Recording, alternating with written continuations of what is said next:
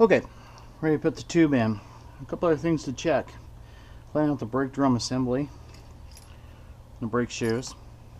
Degrease it. Make sure that there's no any bearing or lubricant on the track where the brake shoes are going to be. You could check this for dishing or excessive wear and thickness. I'll have to ask the manufacturer what the thickness is, but it's going to go for thousands and thousands of miles before you'll have to change those brake shoes.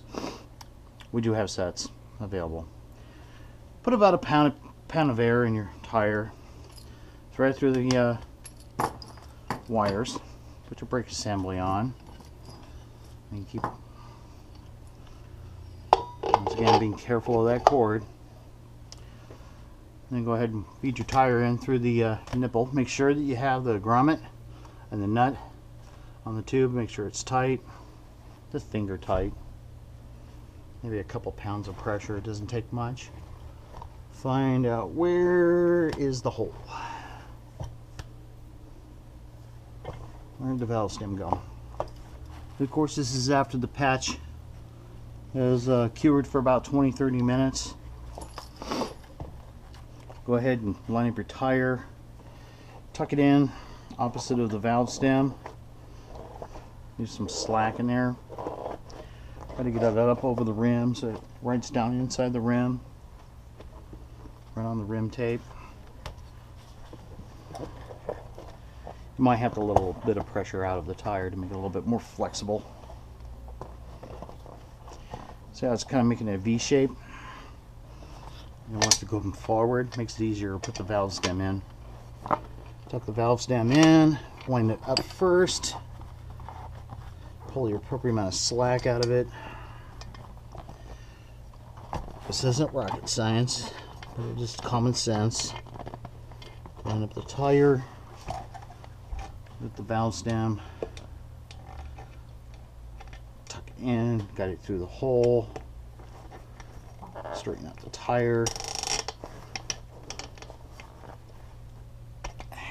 Grab your lock nut.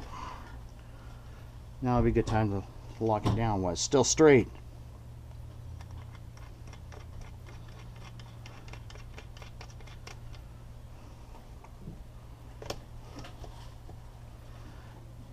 .12mm wrench.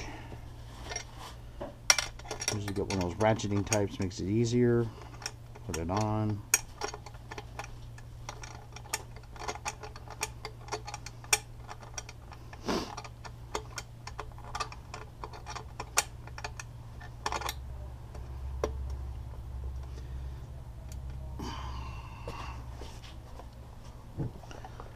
Push the valve stem from behind.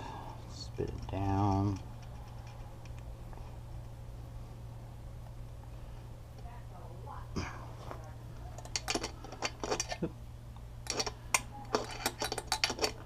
I'm going to find my ratcheting one. It's handy for tightening the handlebars too. Like I said, 5-10 foot-pounds, no big deal. Tuck in the remainder of the tube, make sure there's no twists or pinches. I've already checked the inside of the tube for foreign objects, staples, nails, what have you. You see how the tube is riding up against the rim tape. You can check the back side, make sure the bead is on the back side of the tire. Yep. I had to push that back on. And you can go ahead and start setting the bead. Now, there's two proponents I've heard people say, oh, start up and set the valve stem and go from there. I don't see it makes any difference to me. But you can just, at first it's easy, you can just push down on the tire. You might want to anchor one spot with a screwdriver, but make sure that it's just against the bead of the tire, not against the tube, of course. You don't want to puncture the tube. Work the tire around the rim. You get about 3/4 of the way, then it's going to get into the He-Man contest. Now you're going to have to start slipping. I usually find it's better to anchor with a thin bladed screwdriver or a wrench.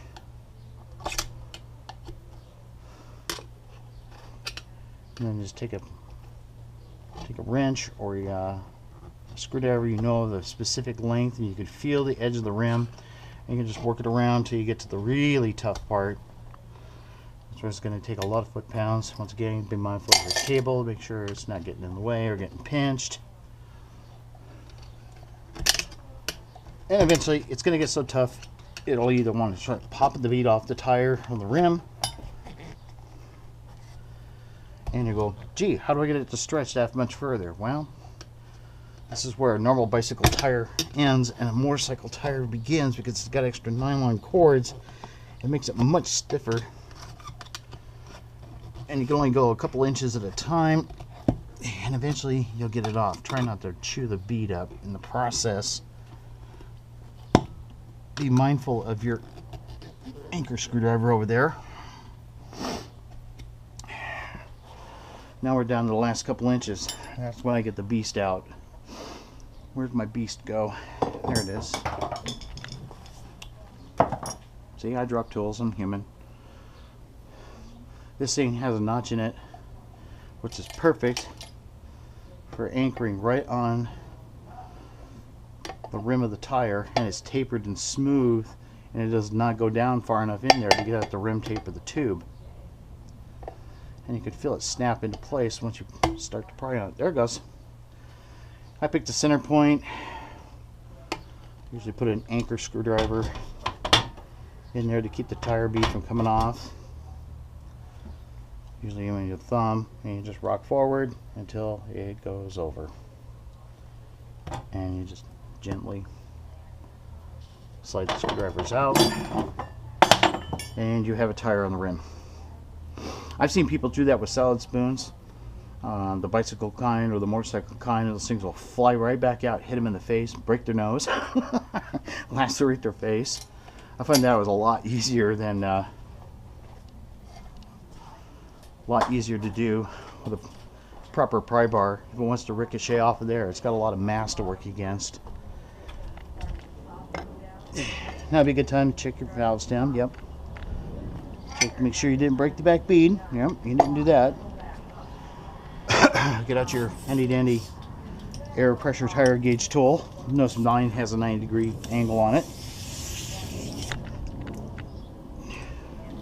I'm going to inflate the tire to 40 psi for this particular model.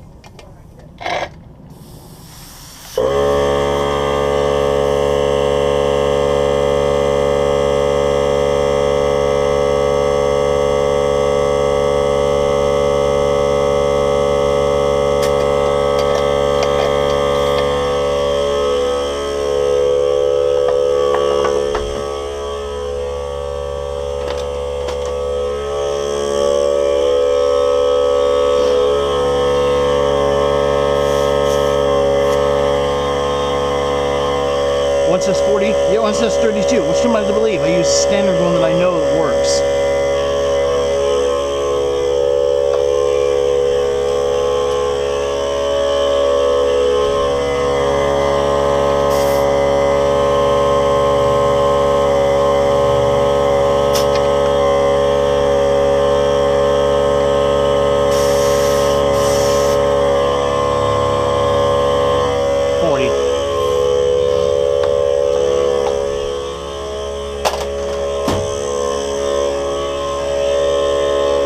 Well, now we're ready to put the wheel back on, and tires inflated.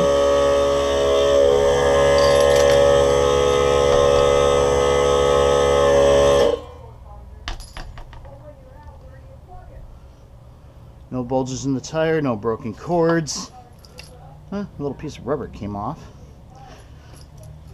So it's not any busted cords, so the tire looks like it'll pass. It's got tread. Go ahead and thread the cable over that way, move your fender out of the way, and we'll get ready to put this thing back in the wheel. First, put the chain back on. Lift the back end of the bike up out of the way, move the fender out of the way. Alternately, you can just take the fender off. There's only a 10mm nut holding it on. It's just the devil to get at until you get the wheel out. When you go to put the wheel on, this brake hardware's got to go in front of that nut so that the torque arm can be bolted into place. First, you got to get that up and out of the way. There you go. Then you can take a wrench, rotate your axle until it's the right orientation. See how it's flat. Yep, we have the wire on the left hand side. For the CG and the China Post and BLWs for 2013 to be on the right hand side, it comes out right about there where that flat spot of the axle is. Obviously the wire would be on the right hand side. So you can hoist up the axle, kind of jink it over a little bit. Scoot back a little bit first. Give some room for your chain to go on. Hold the wheel with your left hand. Grab your chain, get the slack, feed it up over the axle. Spin the wheel, and you can even put it on the sprocket if you want. Now, those funky fasteners. Remember the order I was telling you about? Well, this is the test. First it was that one. Then it was that one with that funky little fastener pointing to the right. Don't forget to readjust your chain tensioner once you get your chain back on. So that takes care of the right hand side for the moment. Now we can do the left hand side, which is easy because we're all on the cable. If I'm being literal, it's not because I'm being sarcastic. I'm just trying to state matter of fact, because some people have never done this ever before in their entire life. So if it sounds like I'm being rhetorical, it's not. If I want to be sarcastic, I could. But I'm not. I mean, who in the right mind will go out and buy a $400 camera, $1,000 of the editing software, sign up for a YouTube account, deal with 6 email accounts, just to get this thing communicated across? Okay, line up your fasteners. The axle's almost ready to go into the frame. Make sure the brake hardware is in front of that nut there on the side. Get the seats out of the way. Then your cable's getting pinched. Good. And then you just put it, and then you just slide the wheel forward. Make sure the flat side's down a little bit. There you go. And the brake fastener, brake tensioner, rides up against that on each side. And you just grab the frame and push the wheel forward. And that's approximately where your wheel should be hanging. It is possible that if you don't tighten these correctly back, you end up with the wheel doing this. So you want to make sure that they're equal. You can also do that by just test spinning the wheel once you get close to tightening everything down. Before you lock your torque arm down, you want to make sure that the chain tensioner is right. So obviously we're going to do the reverse of the process and put our chain tensioner on. Put this keeper fastener in to help guide and align things. Do the same thing on the left side. Just a force of habit. You don't have to, but you maybe behoove you to do so. That keeps the wheel from coming out.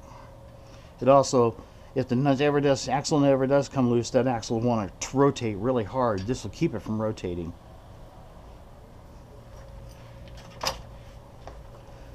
Yeah, so I gotta go get a screwdriver. I forgot to pack the tools with me.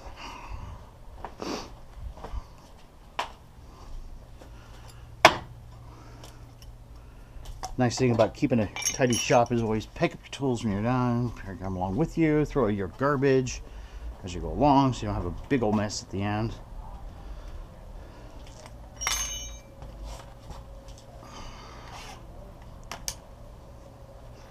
Now I wish I could say there was an easy way of doing this. Depends on which bike model you've got. It's just greasy and fun.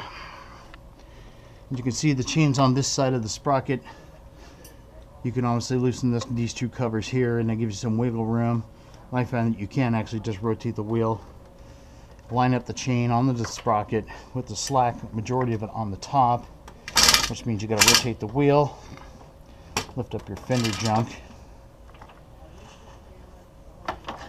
Okay, now I got slack on the top. of the chain. And got it up underneath the track. Reach in there with a screwdriver, line it up on the top of the sprocket and rotate it around to get the sprocket back on the chain. Like I said, it's different from every vehicle. So I can't say it's a catch-all 100%. This one's going to be especially stubborn today for some reason. So I'm going to loosen the sprocket cover. I'd rather not, because sometimes you take those screws out, they don't want to go back in. But nothing's perfect. This is why it takes an hour and a half to 2 hours to get this thing done.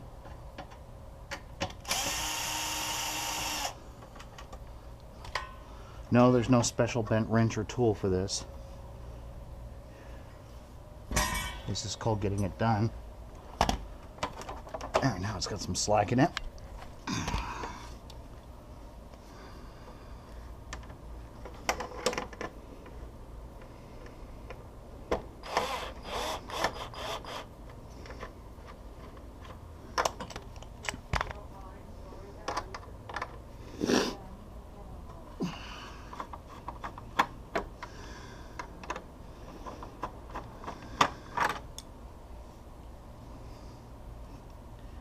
These fasteners are funky. This one goes in the bottom, that one goes on the end, that one goes on the top. They're all a different length and different head end on them. Don't ask me why, but that's the way you've got to put them back in. Another secret. So now I got some slack in my cover. I could bust this nut loose here, down here. And that'd give me even more wiggle room.